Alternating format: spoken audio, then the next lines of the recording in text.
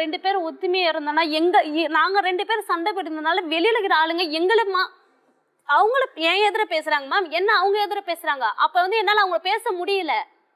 நான் என்ன மேம் பண்ண முடியும்? மேல கையை போட்டு சேர்த்து வச்சுக்கோங்க, பார்க்கட்டும். சந்தோஷமா இருக்கு பார்க்கறதுக்கு. வாங்க தம்பி, வணக்கம். மாமா பக்கத்துல உட்காரு.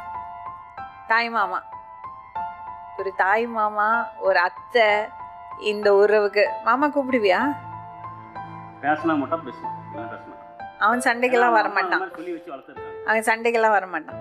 தம்பி, பெரியவங்களுக்குள்ள ஏதோ பிரச்சனை, ஓகேயா? நம்ம பெரியவங்க என்ன யோசிக்கணும் தெரியுமா? அடுத்த தலைமுறைக்கு நம்ம உதாரணமா இருக்கணும். சரி, நீங்க உங்க தம்பி பக்கத்துல எல்லாம் வேண்டாம் மேடம், அவங்க அங்கேயே இருக்கட்டும். அவங்க அங்கேயே இருக்கட்டும். அவங்க அங்கேயே இருக்கட்டும். இருப்பா. அவங்க அங்கேயே இருக்கட்டும். வேண்டாம்னு சொல்லிட்டேன்.